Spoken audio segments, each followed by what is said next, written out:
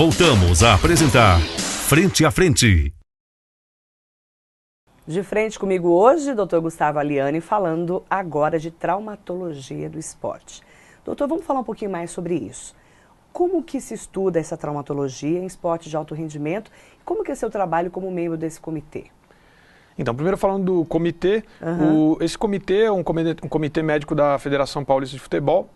Ele é um comitê que foi criado esse ano ainda, ele decorrente de um trabalho de mais longo prazo, realmente. A gente ficou mais ou menos um ano elaborando e pensando como a gente poderia formar isso, e ele surgiu esse ano. E a ideia dele era justamente juntar a experiência dos médicos que trabalhavam com esporte no meio acadêmico das universidades, ou seja, a Universidade de São Paulo, a USP e a Universidade Federal de São Paulo, associar isso com a experiência dos médicos que trabalham diretamente com o jogador de futebol, no caso os médicos dos grandes clubes. Então ele é formado pelos médicos do São Paulo, Corinthians, Palmeiras, Santos e Portuguesa, associado a médicos das universidades da qual eu faço parte.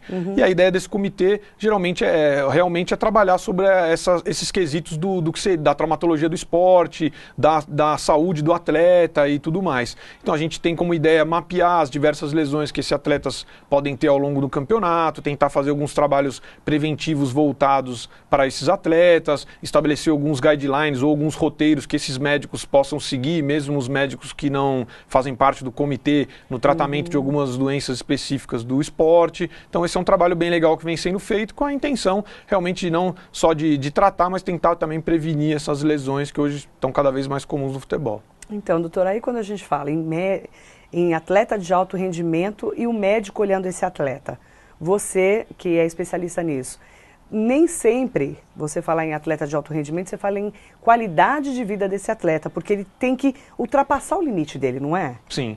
O atleta, quando a gente fala, o atleta de final de semana ou o atleta do dia a dia é totalmente diferente de um atleta de alto rendimento. Até ele às vive vezes, disso, né? Isso, até às vezes em termos de tratamento, né? Às vezes uma lesão que você tem um tempo maior para reabilitar essa pessoa do dia a dia que joga um futebol de final de semana, não é o tempo que você tem para reabilitar um atleta, até pelos interesses não só do esporte, mas comerciais que existem em torno disso e do próprio clube, às vezes, que ele defende. Então, às vezes, isso varia bastante. E em termos da percepção também é um pouco diferente. Por quê? Porque o atleta profissional, ele está sobrecarregado ao máximo, ele vai tentando passar os limites dele para atingir os objetivos dentro da sua carreira. Então, ele realmente tem uma sobrecarga e uma carga de treinamento muito maior do que aquele atleta do dia a dia. Então, as lesões são mais comuns, às vezes possuem até um tratamento que a gente caminha vai por um lado um pouquinho mais diferente, e até depois que eles param, a gente tem até alguns estudos que mostram que também tem uma variação em relação à população normal.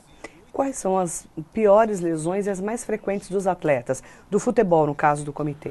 No futebol, as lesões mais comuns são as dos membros inferiores, das pernas, né? Sendo as lesões musculares, os entorses de joelho, os entorses de tornozelo, as lesões mais comuns aí da prática do futebol. Porque é impacto, né, também. Sim, pelo próprio contato, né? O jogador de futebol, por exemplo, tem uma mudança de direção muito frequente, né, durante a partida. Então ele está mais propenso a esses entorses de joelho e de tornozelo. E pelo fato também da próprio gesto esportivo do futebol, as lesões musculares são certamente as mais comuns. Agora, quando a gente fala em futebol, doutor, que a gente sabe que é o esporte preferido do brasileiro, a gente fala assim, por exemplo, como é que o Ronaldo Fenômeno conseguiu sair das cinzas e conseguiu se restabelecer para aquela Copa, né, por exemplo?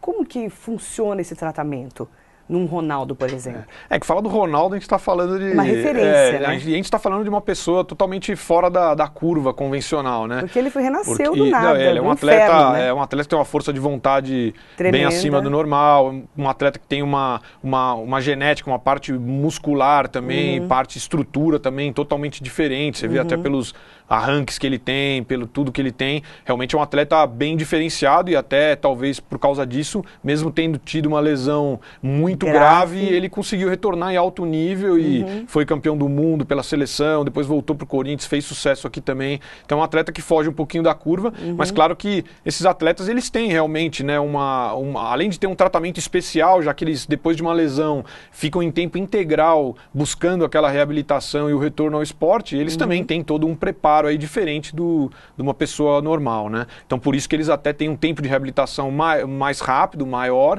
e também uma capacidade de retorno ao esporte maior. Então, na verdade, o que aconteceu com o Ronaldo ele foi muito bem cuidado e com muita força de vontade. Exato. É isso? é um misto disso no futebol. Porque também não depende, depende do atleta praticamente.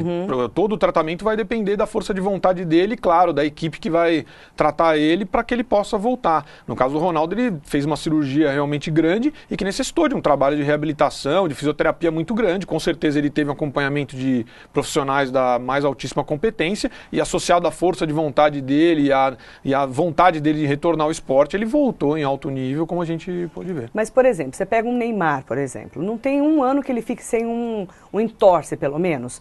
Não tem como um atleta de futebol ficar sem problemas, né, na ortopedia. É difícil. A gente vê o Neymar, por exemplo, é um atleta que praticamente não tem lesão, talvez até pela baixa idade. Ele é um atleta novo, de 20 anos que... Mas você pega um de 30, 28, 30 já é pior. Sim, tem até alguns estudos que mostram que esses atletas, com o avançar da idade, eles estão mais propensos, principalmente a lesões musculares. Você pode ver o final da carreira do Romário, por exemplo, foi uma carreira que foi dotada de muitas lesões musculares, porque esses atletas realmente ficam um pouquinho mais propensos a esse tipo de lesão. Dentro do futebol, a gente sabe que dentro de um grupo, praticamente cada atleta vai ter uma lesão ao longo do ano em média, o que é bastante se a gente for pensar em termos... Uma lesão ao ano uma lesão ao ano, seja ela muscular ou de entorse, ou seja ela mais leve ou mais grave, mas em média é uma lesão por atleta por ano, né? Quando a gente fala em lesão muscular, o que é essa lesão?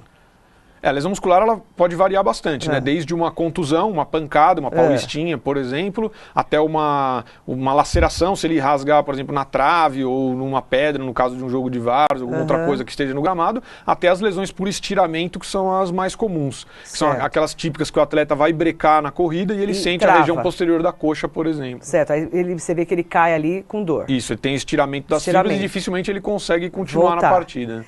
E aí também tem os problemas com o pé, né? Você já falou, o tornozelo e o joelho. E aí, que lesões são essas? No tornozelo, mais comum, entorse o tornozelo. Virar o tornozelo. A gente viu até o caso do Paulinho recentemente na Copa das Confederações, que por algum momento ou alguma irregularidade do gramado, pode nessa brecada ter realmente um entorse, aí uma virada desse tornozelo. E aí machuca o tornozelo. O mais comum são lesões, estiramentos das estruturas ligamentares, né? Da parte de fora ali do tornozelo.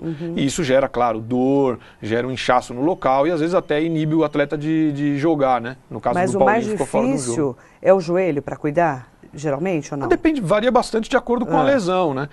Se for uma lesão dentro do joelho, por exemplo, uma inflamação, uma tendinite, é um pouquinho mais fácil de tratar. Se for uma lesão com uma ruptura de um ligamento cruzado anterior, por exemplo, é uma lesão que vai deixar o atleta afastado por um período maior, em torno de 6 a 7 meses. Então, varia de acordo com o tipo de lesão em cada articulação. E quando ele bate o quadril, cai...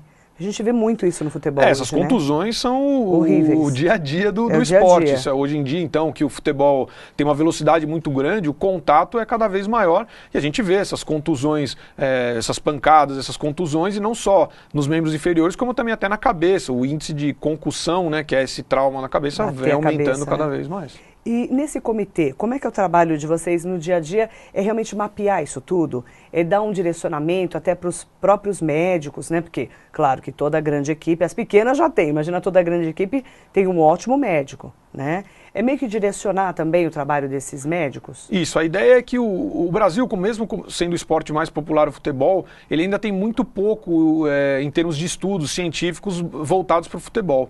Então a ideia desse comitê é justamente que a gente possa iniciar esse trabalho. Então a gente vai desenvolver atualmente como é que está essa epidemiologia que a gente fala, ou seja, quais são as lesões mais comuns dentro do futebol, justamente para daí a gente poder partir para um trabalho mais preventivo e para outros trabalhos mais voltados para essas lesões que são as mais comuns. Então essa é a ideia inicial, além de diversas outras atividades lá dentro do comitê que a gente faz. Como é que é o seu contato, você e dos outros médicos desse comitê, em relação aos outros médicos dos clubes? Vocês conversam, vocês se reúnem, como é que funciona?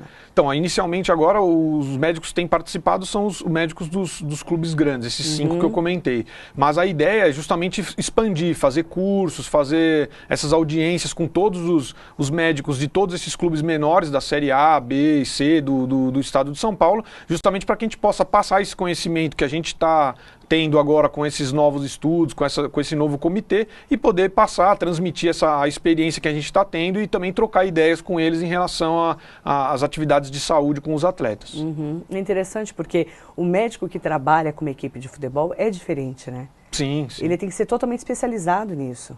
Sim, ele tem pela vivência que ele tem dentro do futebol, ele já tem, às vezes, um contato diferente. Porque o jogador de futebol, ele é um ser um pouco diferente, né? Então ele tem, além daquela lesão, ele tem toda a parte psicológica, tem o trato com a pessoa, ou seja, na verdade, aquele médico do clube, não só ele está tratando o tornozelo ou o joelho propriamente do atleta, mas o ser humano como um todo, que tem as suas angústias, o atleta ele quer voltar o mais rápido possível, ele tem esse parte financeira, ele tem o contrato, ou seja, ele tem uma série de coisas que o médico acaba tendo que trabalhar ali junto, não só com a lesão, mas com toda essa esfera. Né? E o Brasil hoje, né? Eu sei que você já participou de vários tipos de congressos, é uma pessoa muito especializada no assunto. O Brasil hoje deixa a desejar em relação a outros times, por exemplo, da Europa? Não, hoje a medicina esportiva e a ortopedia brasileira hoje em dia estão super avançados. Inclusive a gente vê que diversos atletas brasileiros que vão jogar na Europa, em centros estrangeiros, quando eles têm alguma lesão, eles sempre acabam voltando para o Brasil para poder fazer esse tratamento e acompanhamento aqui. Porque realmente nessa parte o Brasil está extremamente avançado e tem profissionais de altíssima qualidade e centros de recuperação excelentíssimos. Né? Então a gente vê que o São Paulo tem uma estrutura excelente, o Atlético Paranaense, o próprio Corinthians agora, o Santos, ou seja, o Palmeiras, os clubes grandes têm uma estrutura muito grande e que quando esses atletas têm lesão, eles vêm para o Brasil e tentam terminar então, ou iniciar o tratamento por aqui. Nós estamos fazendo bonito nessa parte. Sim, da nessa medicina parte esportiva. A gente está bem avançado mesmo. E é interessante porque, como você é da Unifesp, né, do grupo da Unifesp, lá nós temos muitos médicos que, por exemplo, operam o joelho, né, ombro, opera, você acaba tendo essa ligação mais perto do esporte, né? A medicina esportiva teve essa ampliação de uns anos para cá, não teve?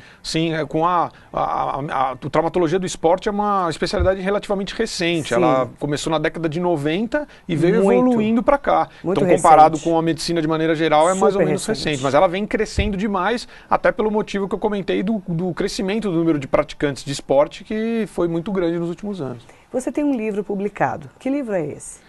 Foi a publicação, esse livro a gente publicou alguns anos atrás, acho que foi 2010, 2011, foi um livro sobre classificações dentro da ortopedia, que foi, na verdade, a ideia foi geralmente compilar, juntar todas essas classificações que existem para as diversas doenças, fraturas, entorses e lesões que tem dentro da ortopedia, juntar todas dentro de um livro para que o médico ortopedista, o médico residente, possa ter um acesso mais fácil e utilizar como um livro de bolso e ter esse acesso mais rápido quando ele tiver algum caso mais difícil.